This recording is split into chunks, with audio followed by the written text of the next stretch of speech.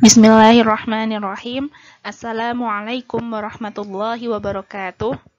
Selamat datang anak-anak di pelajaran ilmu pengetahuan alam kelas 7. Nah, kali ini kita akan belajar mengenai klasifikasi makhluk hidup. Simak baik-baik ya.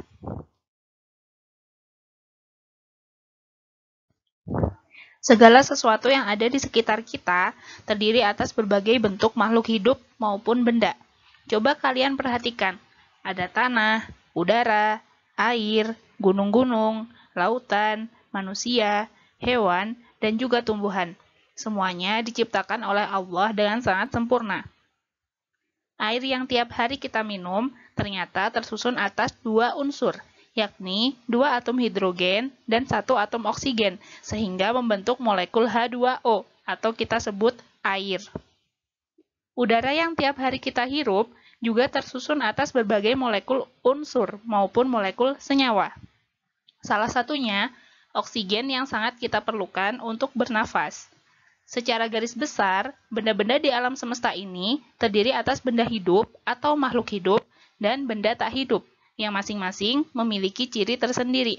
Masya Allah, kalian pasti akan kagum terhadap kebesaran Allah Subhanahu wa Ta'ala yang telah menciptakan bumi beserta segala isinya, yang menciptakan berbagai jenis makhluk hidup dengan sangat teratur.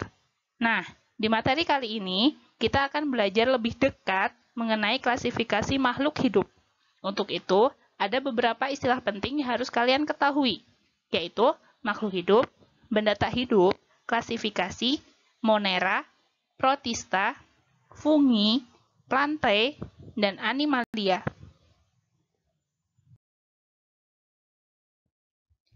Di video kali ini, Umu akan menyampaikan klasifikasi makhluk hidup dan benda tak hidup, serta ciri-ciri makhluk hidup.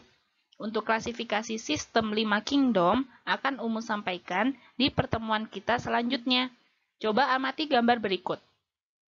Ada manusia, tumbuhan, koper, uang 500 perak, kucing, mobil, dan juga robot. Nah, dari benda-benda ini, apakah kalian melihat ada persamaan atau perbedaan? Coba amati.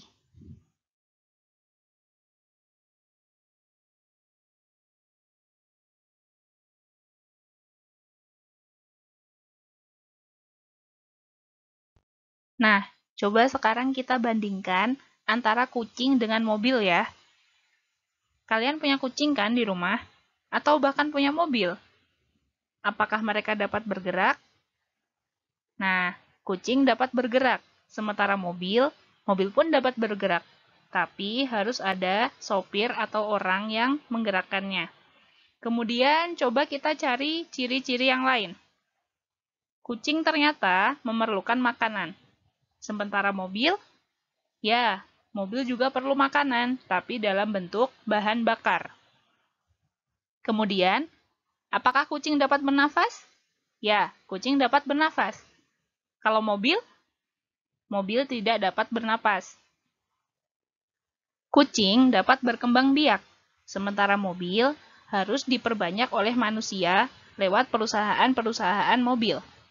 Kemudian, kucing dapat mengeluarkan zat sisa berupa feses, sementara mobil dia mengeluarkan zat sisa berupa asap pembakaran, misalnya karbon monoksida, karbon dioksida, dan yang lainnya.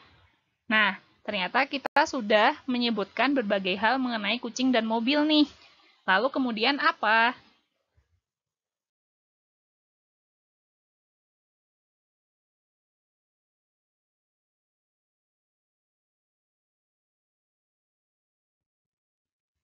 Di alam semesta yang luas ini, peneliti menemukan banyak sekali benda maupun makhluk yang memiliki ciri yang berbeda-beda.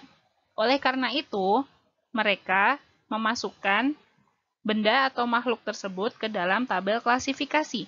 Apa itu klasifikasi?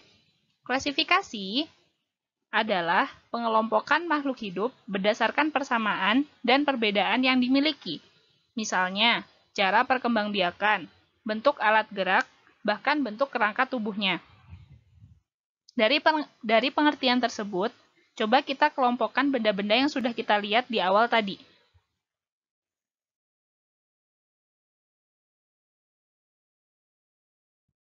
mana saja yang masuk dalam kelompok makhluk hidup? Lalu, mana saja yang masuk ke dalam kelompok benda tak hidup? Nah, yang masuk ke dalam kelompok makhluk hidup, manusia, kucing, dan tumbuhan. Sementara yang masuk ke dalam kelompok benda tak hidup adalah koin, koper, robot, dan mobil. Nah, sudah mengerti ya Sobat Sains bagaimana cara mengelompokkannya? Sekarang, coba kita simak baik-baik bagaimana ciri-ciri makhluk hidup.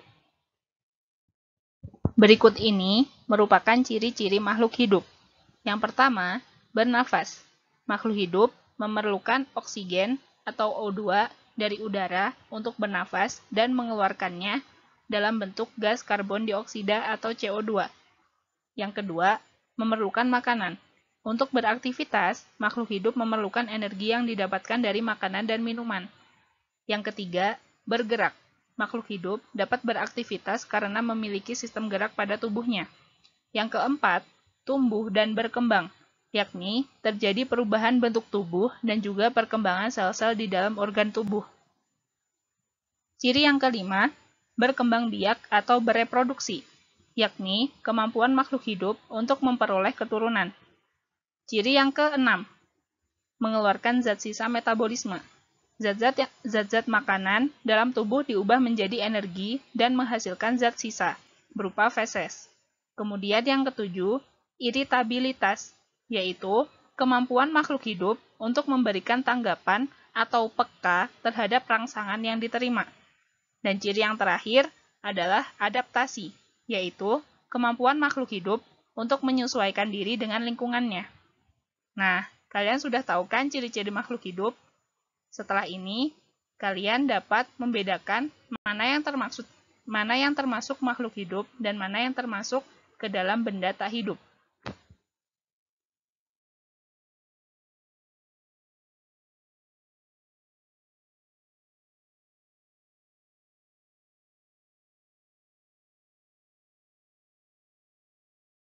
Oke, demikian video pembelajaran kali ini. Semoga bermanfaat. Sampai bertemu di video-video selanjutnya. Wassalamualaikum warahmatullahi wabarakatuh.